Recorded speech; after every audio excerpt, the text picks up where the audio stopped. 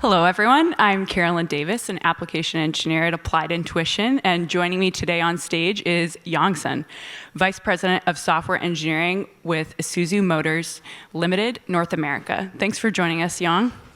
It's very nice to get invited to this great event. Great to be here. Thanks. Excited to talk with you all today. To give a quick background on Yong Sun, he earned a master's in aerospace engineering from University of Michigan, holds a number of different degrees from Beihang University for undergrad, and most recently has been working at Isuzu. He has a long history with Isuzu, starting back in around 2015, 2016. Yes. But took a short break to work at Amazon for a couple years, working on a project called Project Kuiper, as well as autonomous driving at Amazon. And Project Kuiper, for the audience's knowledge, was an effort to bring broadband internet to a lot of underserved communities through a satellite constellation in lower orbit. So awesome to have you here today, and excited to hear more about what you've been doing with Isuzu, Yong. Sure. So to kick us off, tell us a little bit about what motivated your personal career decisions, because you have a heavy aerospace background, but have dabbled in both automotive and aerospace between Isuzu and Amazon. So I'm a true believer in real passion and also get the actual feedbacks. So I have a passion for software development really early in my middle school, and then to robotics, then to aerospace, then back to robotics, then working on the parallel computing, and then AI and autonomous driving. And I find out like the AI and autonomous driving is my true passions through all this experience. So that's why I'm coming back. And the second part is the feedbacks I could get. Like, for example, for the aerospace, I working in the Project Kuiper. And also I'm the pilot for airplane and helicopter, because I want to actually feel it. Not only working on it, but actually feel it. The same as for robotics. I build the robotics from scratch, mechanically, and building the software. So like the two things that are actually driving my career decision, that is I could find my true passion and also get the actual feedbacks. And another thing is that a lot of my career involved like 0 to 1 experience. And so a lot of decisions is like, could I create things that is new, that is innovative, and bring the idea to reality? That's awesome. Yeah, I know. So Yong and I were talking a little bit prior to this talk about kind of the energy around building things 0 to 1 in a really high stakes environment, like whether it's autonomous driving for trucking or the aerospace industry. Do you see any significant parallels between what you did in the aerospace industry before going over to do autonomous trucking with respect to how high stakes they are?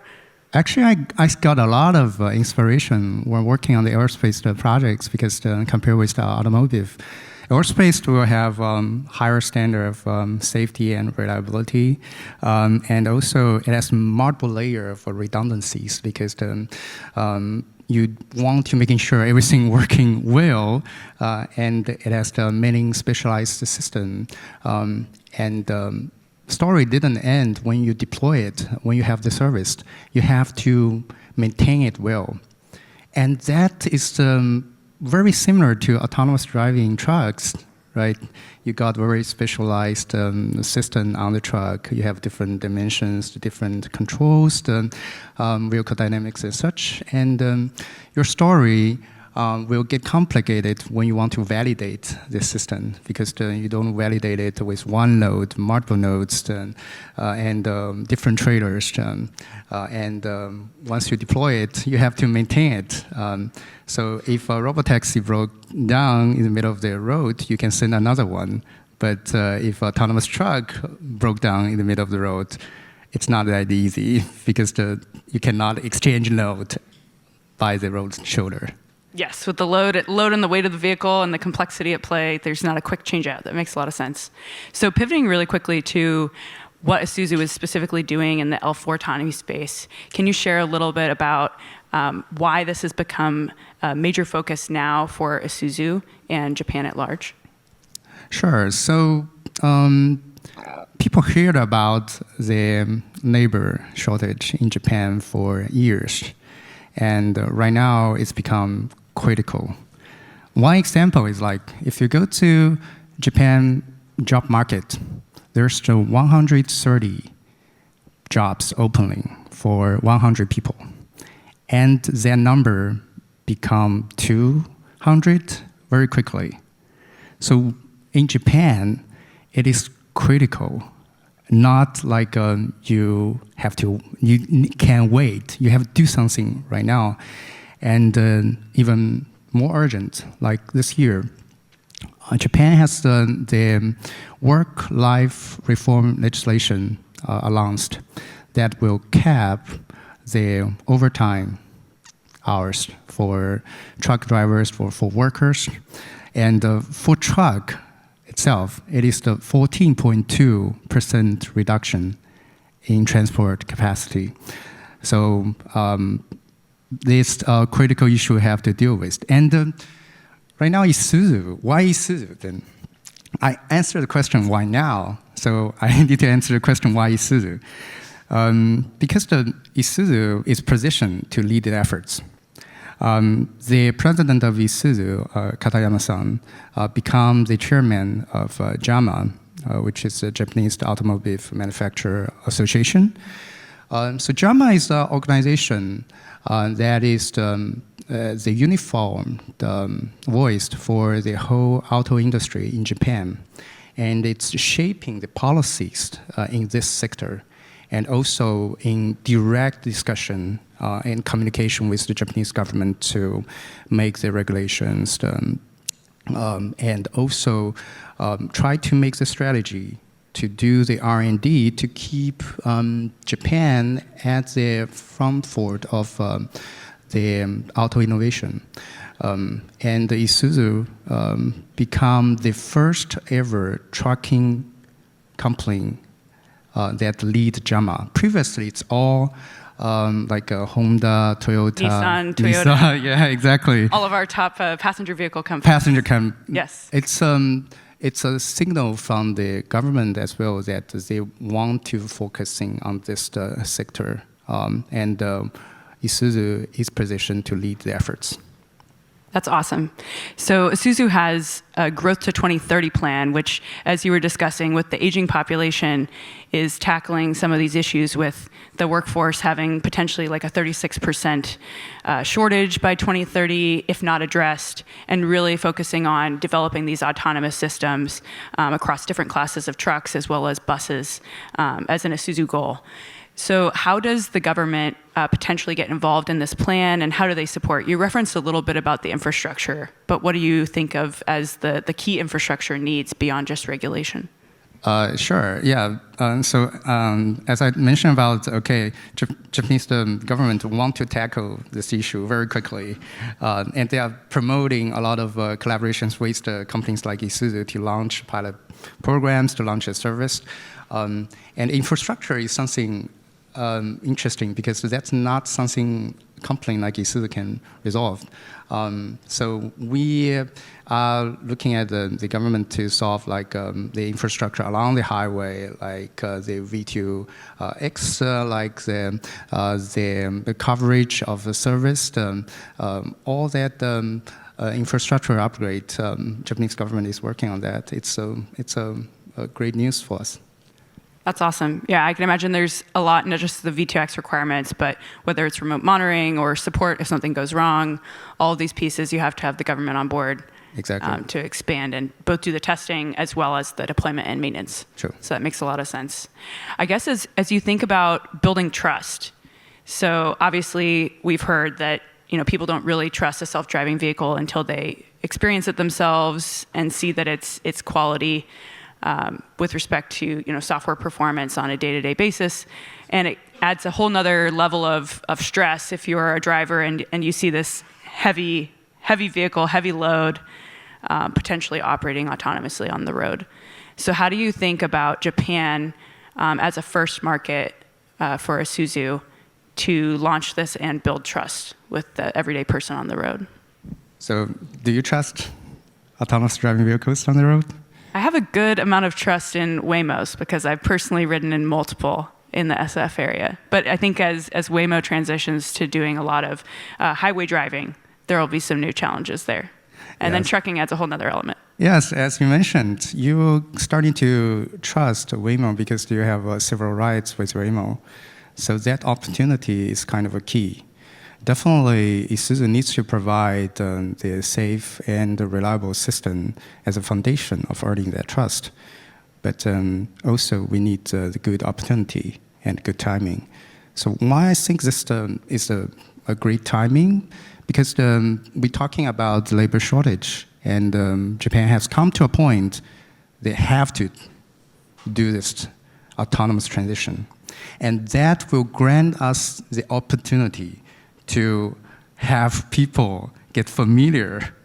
They will try it multiple times, then start get familiar, right? People always fear what they don't understand. They're not familiar, and people hate what they cannot conquer. So given this good timing and opportunity, if we fully utilize it, it is the key to get the public acceptance of this autonomous driving technology in Japan. Got it. So if I heard you right, it's the creating a sense of urgency, which definitely exists in the Japanese market given the labor shortage. And then I think also with the labor shortage and some of the laws you were mentioning, like limiting the overall number of hours that truck drivers are able to work per year, there's kind of that need to improve people's quality of life. You know, if you're the 50-something-year-old truck driver that's working thousands of hours, they need to both have reduced work hours, and the overall Japanese population is probably supportive of that improved quality of life for those workers. Yeah, exactly. I think urgency is already there. So you've got the urgency, now you just have to demonstrate a quality system on the road over time. Yes, that's what we hope to reach with the collaboration with applied intuition. Awesome. I guess one thing that would be fun to touch on is, in addition to your autonomous driving background, you have a lot of experience in AI and ML research. You've also published papers talking about the applications of AI for predictive maintenance or a number of other use cases to the automotive space. So are there any particular use cases for AI that excite you now, whether at Isuzu or just broadly, as you look at the new research coming out? Sure, yeah. So I'm interested in, I have the true passion for AI, so I have done a lot of AI algorithms trials myself. But what really interests me at this moment is the innovations that can make the next generation of AI, like the quantum computing, like the fusion reactors, because we don't lack good ideas. The AI, this concept, is raised like by Turing, 70 years ago. He used intelligent computing. And thinking about the CNN, the convolutional neural network, this idea is raised 26 years ago. And even the generative ones, like the GAN, it was raised 10 years ago. We never lack the good ideas about AI, but what we lack is the processing power, the data, the time, and the courage. So about processing power, a lot of efforts on smart chip, but I really want it to be a next level, that we do not simulate owning the city, but also the universe. Like the data generation at the time, I really want to push the boundary. We not only simulate real time, we make the simulation much faster, faster than real times. And also the courage, the courage we're talking about to have people accept this new technology and the courage to adopt it, that can make a great new product throughout the whole pipeline. The development, the validation, the deployment, AI could play a key role in the transformation. Well, I'm excited. I think from my personal experience traveling to Japan, the market definitely the overall Japanese culture is such that they expect very, very high quality products, whether it's at home or in your vehicles, and the overall acceptance of automation will hopefully carry over as you all move into autonomous trucking as well. I guess on a personal note, we'll leave on a fun question. As Applied started as a simulation company, I have read a couple of your blog posts about how you believe that we're potentially living in a very large simulation. So if that were true, and we take it back a little bit to the Matrix here, would you choose the blue pill or the red pill? Would you, for the uninitiated, like, would you want to be blissfully unaware and just crush it in the simulation, or would you want to know that you were in a simulation and start to understand what's outside of the one you're in? Yeah, that's a very interesting question. For the red pill and the blue pill, I definitely take the red pill, as in Matrix, because my whole life, my goal is to try to push the boundary of my understanding and get closer to the base to reality. So red pill is like a jackpot of my life for me. So I will take the red pill. And I'm a true believer that we are living in the simulation because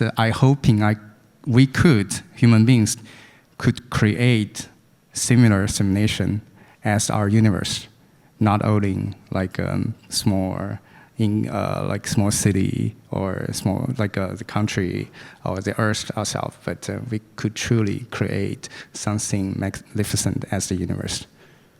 I feel like that's beautifully said, and also something that's been true throughout your entire career. You talked a little bit about how you enjoyed the 0 to 1 effort. You like getting into the nitty-gritty of being the person debugging and fixing the code, and you like tackling whatever's the biggest problem.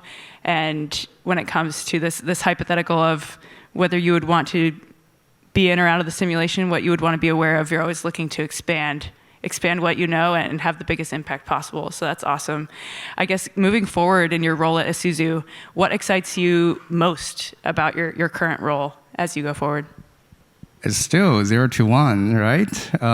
We are launching the first ever autonomous commercial service in Japan. That's like